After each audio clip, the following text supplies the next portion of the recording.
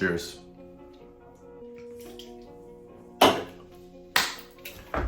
So I'm a college dropout. Sort of. I'm sort of a college dropout. Listen, I made a video actually at this point, several months back, talking about my life update. Moving to college, starting a new life, going into a new dorm, all of these things. It was great. It was great. Life was on a new trajectory and I was just so excited. And then boom, bam, I got sidelined. Genuinely, I got fucked. I was halfway through the first term of my freshman year. All was going well. I was focusing on my grades, fitness, all of these things, and being able to post a few YouTube videos, but all of a sudden my heart stopped working. And so I essentially had to be sent to a hospital, and what I thought was gonna be like a 3-week stay ended up being 2 months. I had to go very far from my home, from my college, and I essentially lived at the hospital for almost 2 months, and then I came back and I had to do like this whole monitoring program, and it was a lot. And essentially because of the timing and everything, I actually had to unenroll from my university. I've always been a person who needs something to strive for. I'm very goal-oriented. I am always looking to improve, to chase after something, right? College, that was, getting the best grades, that was networking, that was, all of the things that you do and you want to do in college to optimize your experience. But I do plan on enrolling next year. But the problem is that that's not in several months. And if you're anything like me, waiting is literally torture. You need to be doing something now. I need to be working, I need to be progressing, I need to be doing something. And frankly, I refuse to just be idle and let this time fly by without actually making the most of it. So here are some ways that I'm continuing to build my skills, invaluable, transferable skills, and I'm finding direction in this sort of interim period before I return to college. And if you are feeling lost right now, or you're in a similar situation, you can use these exact things to basically make sure that you're using the most of the time that you have and you're optimizing things that are going to benefit you for the rest of your life. So let's get into it. So the first thing that I've been doing to sort of find direction and continue progressing while I'm waiting to re-enroll next year is I've been sharing the lessons I've learned. Now my story is kind of a weird one. I had heart failure when I was 11 years old in 5th grade. I grew up with like a bunch of hormonal problems, growth hormone deficiency. I was really, really short. I had to get 3 double knee surgeries in high school, and I had to quit soccer, which after all was my true passion. It's what I wanted to do for the rest of my life. I had to take care of my family when my father had a devastating heart attack. And now again, as a freshman in college, I'm having to deal with heart issues again. Needless to say, my teenage years have been very hectic. And over time, I've gained quite a bit of knowledge on how to overcome hardship, how to overcome setbacks in your life. And frankly, I want to share those lessons with people who are also going through hardship, people who are also going through a hectic teenage or college life or even young adult life, right? Because I've been through many experiences that many young adults haven't had. Now, not only by doing this am I really helping people, I have some of y'all in my comments who are commenting regularly, and I just appreciate it so much. And you always comment on how much the content resonates with you, and honestly, that's all I care about. That's what I want to do with this YouTube channel. But the other thing is I'm also building a bit of a personal brand, right?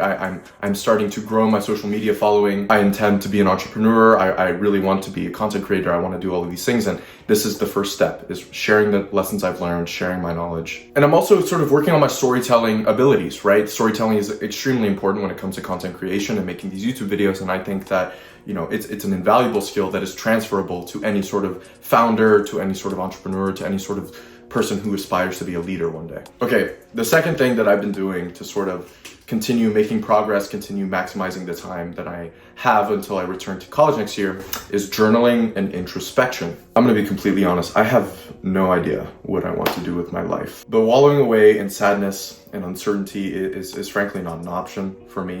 The only way to truly uncover what your passions are and what you want to pursue in life are through introspection, writing, and finding out who you truly are. But that's sort of a nebulous thing. Okay, you're journaling, you're introspecting. What does that mean? How can I practically do this myself? Well, I'm gonna tell you right now. So the things that I'm focusing on when I'm journaling and when I'm introspecting are rewiring my thoughts through cognitive behavioral therapy. So throughout my entire life, I've been a perfectionist. I've had problems with self-esteem, self-worth.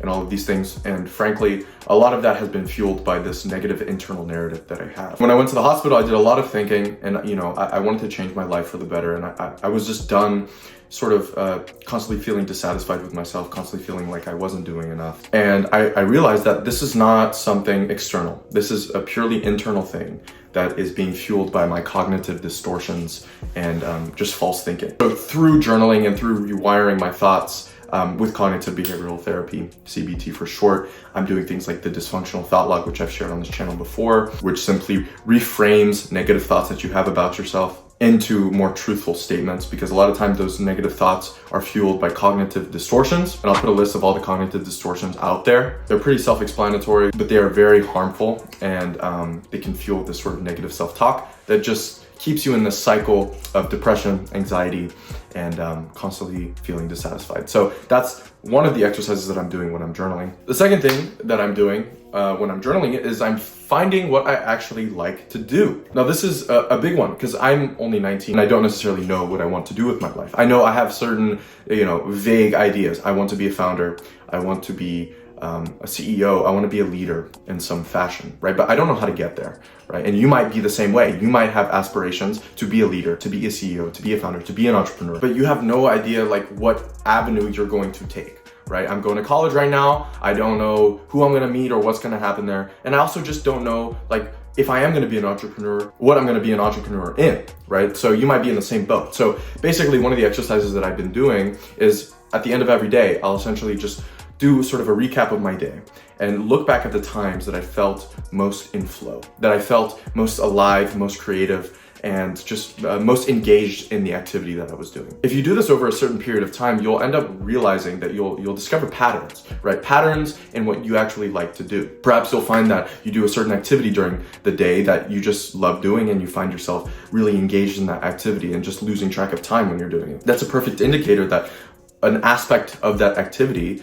has something that intrigues you, right? Intrinsically intrigues you, and you might want to explore that further. And the third thing that I've been focusing on when I'm journaling and introspecting is just simple reflection, right? I'm checking with myself, asking myself how I'm feeling, what's going on in my life, what am I doing, what are the checkpoints I want to hit, what are my goals. Okay, the third activity that you should be doing if you're directionless, if you're waiting for some reason, if you're in a similar position as me, is focusing on your relationships. Now, this is something I neglected when I was in college, especially during my freshman year. I was so locked in on what I was doing, on my goals, on getting good grades, getting fitness, right? I neglected the social aspect of college. And let me tell you, the social aspect of college is incredibly important. The connections you make in college can honestly be the most important thing that you do in college. I would bet that the people you meet and the network you cultivate while you're in college is actually more correlated to the success you have later in life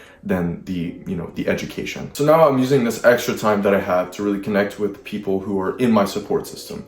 And while it's great to be independent, especially as a young man, to be self-sufficient, you need to have a support system around you. We're evolved to do that. We're social creatures, and we can't take on everything on our own. No, even the most stoic people in the world have people around them, right? So cultivate a support system, spend time with your girlfriend, spend time with your family, spend time with your friends. Anyway, guys, that was just an update on my life, and also just some tips and activities that I'm doing to sort of make sure that I'm making progress, staying on track, and continuing to improve myself while I'm in this waiting period, right? So I'm gonna continue to be patient. I'm gonna continue making these videos for y'all. Just let me know what you would like to see in the comments. Also, I'm gonna provide a link to my free email newsletter in the description. And yeah, thank you for watching, guys.